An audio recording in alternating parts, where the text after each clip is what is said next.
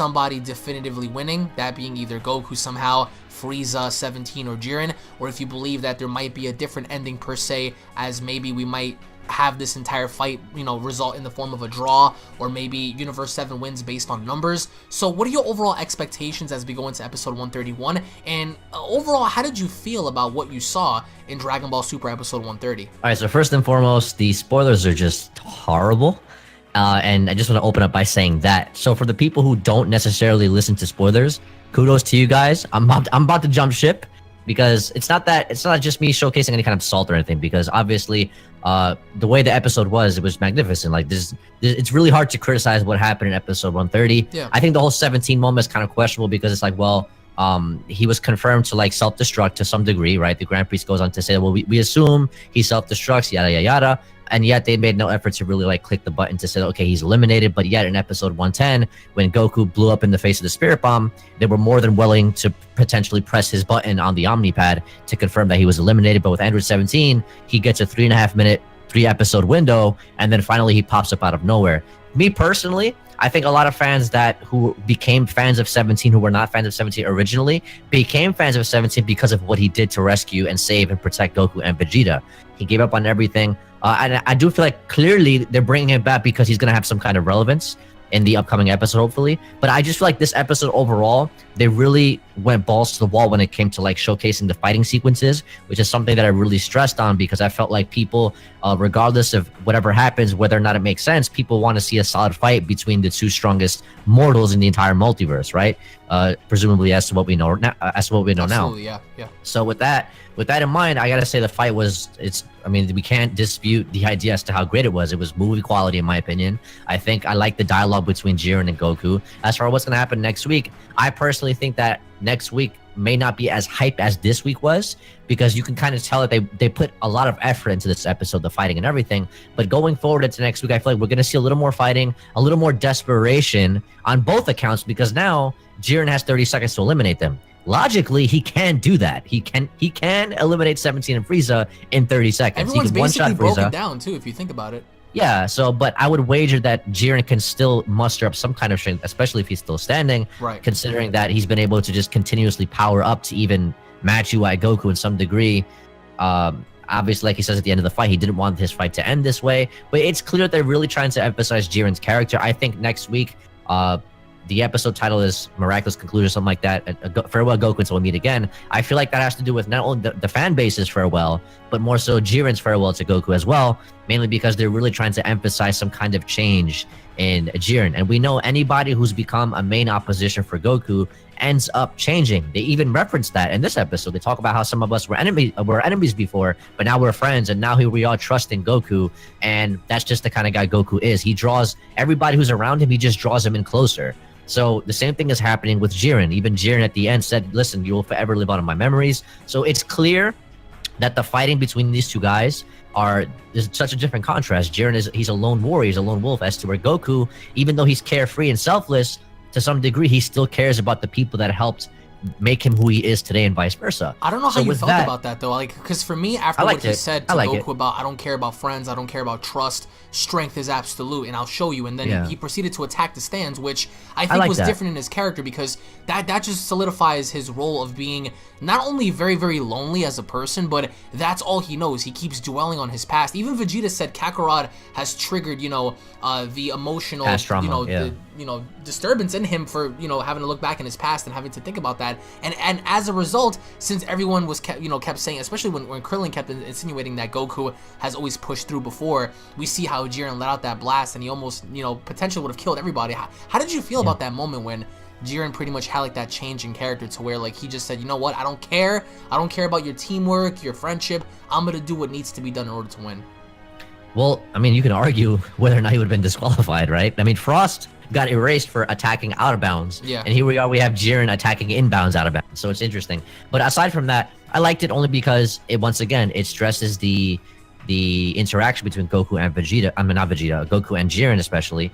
And when you think about it, right after that, Goku says, listen, I'm not a hero of justice or anything, but anybody who would hurt my friends, I won't forgive them. And he just goes batshit crazy. And it's not often we see Goku like that, and I think that's something that the fan base has been very hungry to see for quite some time. In the anime, when is Goku gonna turn his shit up? When is Goku? What happened to the Goku who fought Frieza? What happened to the Goku who was fighting Buu? What happened to the Goku who was fighting Cell? Like, there was a moment of him being serious, and yes, even though Jiren was kicking his ass, but even in Ultra Instinct, when Goku clearly had the upper hand, it still didn't feel like Goku was like trying, even though he clearly was, if that makes any kind of a sense. But once we saw Goku say, "I won't forgive you," and he charges at Jiren, and he just completely almost shitstorms broke his Jiren. face with that punch. Yeah, man, that was cool. Like, I think the fan base really needed to see that. And then towards the end, he second guesses it, but you could tell that Goku is trying to teach Jiren a lesson. Goku even believes, if Goku can listen, if guys, I want you guys to understand this.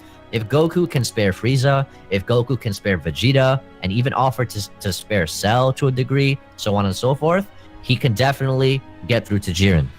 And Jiren, even though he's a lone warrior, and I want to get into that Yeah. afterwards, but go ahead. Yeah. Even though he's a lone warrior, Jiren's not evil. He's just just a guy. Yeah, he's not an evil guy. It's just he's just really messed up in the head. It's a very typical like shonen anime kind of a concept, a backstory. But this is why I said before, I don't know if I said it on a video with you or something like that, I really wish they would have given the fan base a chance to appreciate Jiren more, because right now they're really shoving Jiren's character development in our faces, in addition to Goku fighting him, right? And they're using Goku to change his Jiren, which really hurts in a sense, because now the series is ending for now, and yet why are they making such a big emphasis to change Jiren if, one, they didn't really market him as much, unless it was the Goku and Jiren fight, right? Yeah. Outside of fighting, they didn't market him. And two, they really gave us his backstory that was extremely vague, and they gave it to us so late that it made it difficult to appreciate who he is as a character. I think Jiren has a lot of potential to be a character that people can relate to, if not like, and grow to like. Vegeta was also like that a long time ago. He was a lone warrior. He changed. Jiren is very similar to that, but yet we didn't get a chance to appreciate or get to know him. He was just this wall that was a really strong guy, and stronger than Ultra Instinct, and it's just like now he's matching Ultra Instinct, and he's really pushed into a corner. So I like that concept of him trying to attack the bench. I don't think it was needed, but it showcases a level of desperation on Jiren's part, which kind of sets the stage for a massive change in terms of character development. I loved the execution at the very end when Jiren told Goku, "Why don't you just finish me off already?" And it looked like, I don't know how you felt about this. Even though I knew that Goku was going to attack him, I've seen lots of comments where people are like, "Holy crap!" For a second, they thought he would have did to Jiren what he did to Cell, and that's give him some energy, or at least you know try to assist him in that matter. I thought so too. Because the way they showcase, like, right? It's every time they do that, it's like, oh. It's the same thing he did to Roshi when Roshi almost died. It's the same thing he did to Frieza on Namek and stuff like that. It was very similar. It looked like Goku I don't think he'd be that stupid to do that. I mean, well, even though it's Goku, at the same time, it's like when I saw that, I was like, wait a minute. But then he was very serious in his demeanor when he was coming down with the attack. But then all of a sudden, I thought originally somebody attacked Goku from behind, and I thought it was gonna be Frieza. And as soon as he croaked down, and Jiren looked like he hesitated, as you said, because he told Goku, "I don't want it to end like this." But it is what it is. He was able to do to Goku what Goku wasn't able to do to Jiren. And as soon as he went plummeting down, we see this force, this energy wave hit Goku, and then here comes Frieza.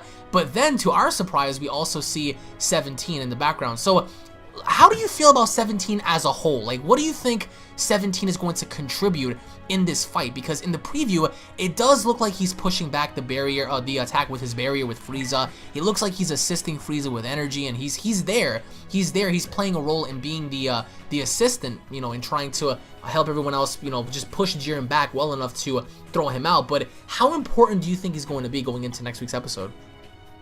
I mean, there's no other reason to bring him back if he's not gonna have some kind of like placement in what's to come.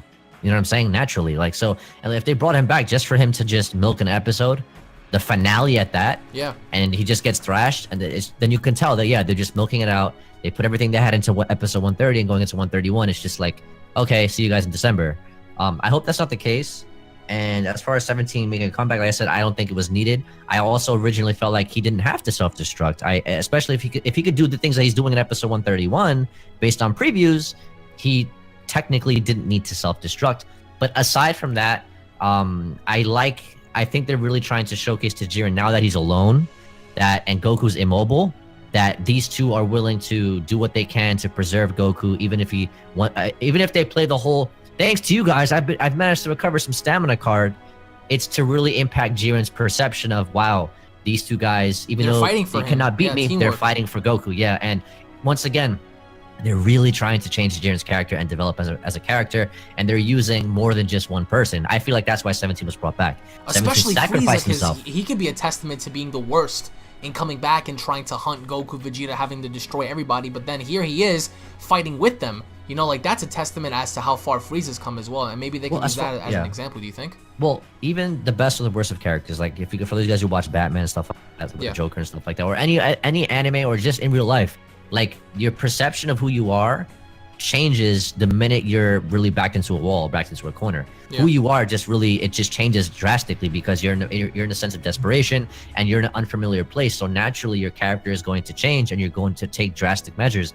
Very similar, and that also explains what Jiren did when he tried to attack the stands. And by the way, it's not like the Angels couldn't have blocked it. So, but like I said, it's mainly to showcase that Goku, you know, he would protect them. He doesn't care. He will go up. He will go to the end of the earth, like to beyond his limits to stand up for whatever he believes in. As to where Jiren is basically, you know, oh, I'm gonna do it my own. I do everything on my own. Goku to a degree is like that as well, but it's interesting to see how Jiren originally told Goku he seeks what lies beyond strength, and 17 basically kind of got into Jiren's head, and then it's like Jiren. It just seems like Jiren is fighting himself now. It's like he keeps saying it. Strength is absolute. Strength is everything. You lose everything if you lose. Winning means obtaining everything. I will never experience that pain again. So it's like, why do his actions and his statements and his dialogue contradict what he actually wants to achieve by using the Super Dragon Balls? Because he's gonna lose everything he achieved anyway if that's the case to a degree. For example, let's say Jiren does make his wish, right? And he wishes for trust or whatever the case is, like peace and for some kind of like, or maybe he wants to forget everything that happened so that way he could live his life peacefully, whatever the case may be. You're gonna lose everything you worked for anyway, so why are you trying so hard to deny it? This is where you have to look at the writing board, the storyboard of the show. But like I said, I don't want to take away from the episode. That's not my intention. I think the episode was great. I think going into 131, we could see Super Shenron there. And the way they're making it seem is like Goku, it seems like Goku might put himself on the line, and that might also trigger a change in Jiren again. And the winner could definitively be Frieza or 17. Well, I think think the winner, that. who do you think, in your opinion, is going to be the winner? Because it's by adding in 17, I don't think 17 would win. I think that he's just the element of surprise that was needed to throw the fandom off, but also kind of alludes to, as you said, the concept of teamwork, the concept of trust, because Universe 7 has that. Believe it or not, if you look at from the beginning of the tournament, as dysfunctional as they were working together really, really well. When somebody was down, somebody else would come up, even though it was very condescending. As an example, Frieza, Gohan, Vegeta, and Goku, everybody. Every single time there was a moment where somebody was in trouble, the other person would come in there and help. Whereas opposed to the only time we saw that from the Pride Troopers was with Kunchi and Dispo. That was it.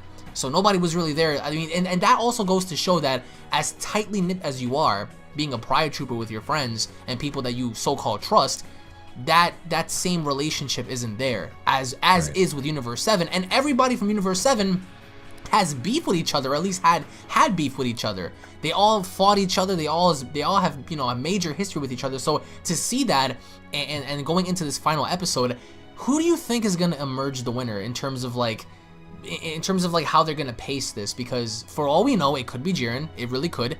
Or maybe, like you said, Goku might do something to sacrifice himself, or it could be Goku. But in your heart of hearts, what do you think would be the best case scenario for a winner and a worst case scenario for a winner?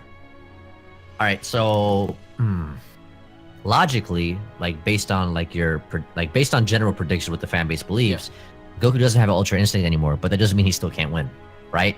He's the face of Dragon Ball. In a sense, he kind of has to win, but at the same time, he doesn't. So that's why I kind of appreciate this whole feeling of not really knowing what's going to happen, which is good for the series. I think the ending should. I think this is how the ending should be, where people don't know what's going to happen. I think that's good.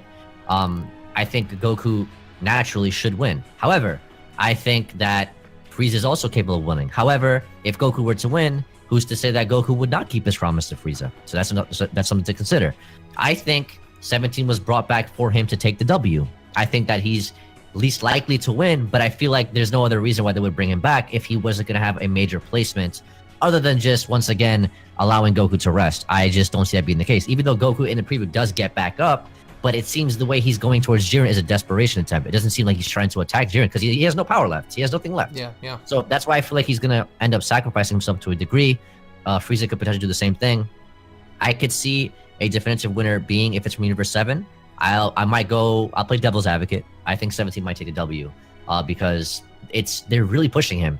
But I also feel like if Goku were to sacrifice himself or to some degree put himself on the line because he has nothing left, that's an effort to change Jiren's character overall. However, if Jiren could also win the tournament, but after seeing Goku sacrifice himself and after everything that Goku pretty much taught Jiren recently, another possibility is that Jiren wishes for them to not be erased or wishes something outside of what his own original wish was. Because listen, look, now, if he wants trust, if he wants to wish for that, and Goku has already taught him to do that, he has no use for the Super Dragon Balls anymore. So it only makes sense that Jiren would now do the right thing and do something on behalf of Goku, which kind of confirms the concept of miraculous conclusion until we meet again, meaning let's fight again on good terms this time, meaning I will improve myself as a character. You've taught me something, and I can't wait to fight you again. I think that's a good way to end the series, in my opinion. So I think, my definitive answer, Jiren will win, and his wish will not be his original wish because Goku has already changed his character.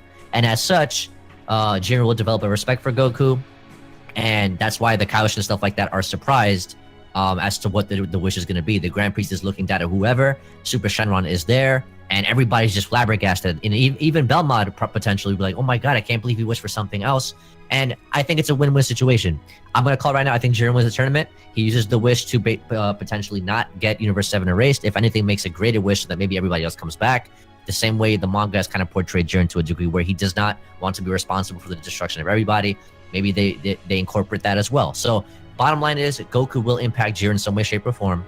Jiren will win the tournament, and Jiren will use the wish for something other than himself as a result of Goku changing his character. That's what I feel is going to happen. That's very interesting because I think 17 is going to get dropped off. I think at some point 17 is going to get beat out of the ring, and thus leaving Goku and Frieza by themselves. And I think that in some fashions, Universe 7 is going to end up winning. I just don't know how exactly, because if Frieza does end up winning, it's like, what could his wish be? Because everybody else seems like they already made up their minds as to what they want to do, or at least the wish being in good hands. Whereas Frieza, he's the only one to our knowledge that is very devious, very maniacal, and he would be the only person I would have to say that would make any wish that's outside of something being normal or fitting to the narrative of wishing the other universes back or wishing for peace or whatever. This guy would, for all we know, wish for the eradication of everything. So I think that in some fashion Goku's gonna get dropped out with Jiren perhaps, but at the end I could definitely see Frieza being the last one in the ring.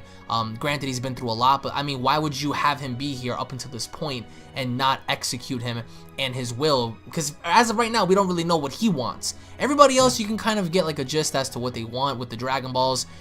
You know, Jiren's past, Goku potentially wishing everybody back, 17's boat. But what about Frieza? You know, like what does Frieza want? Does he want the death of Goku? Does he want the death of the gods? Like, what does he want? Eternal life? Yeah. So that's where I feel like, you know, it's most interesting. But this is the final prediction video that we're ever gonna make for Dragon Ball Super. So I wanted to personally thank you so much for just, you know, having to share your thoughts with me and having to talk about, you know, this show that we've been enjoying now since 2015 consecutively for almost about, I would say, like 2.5 years now.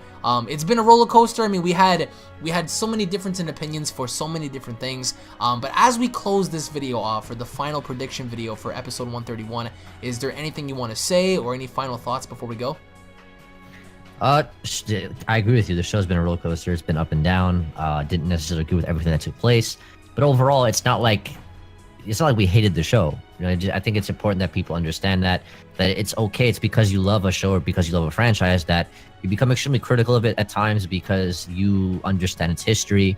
You don't have to, you know, just take everything that they throw at you. It's okay to just have a different opinion every now and then, and that's totally fine. That's part of what makes a fandom a fandom.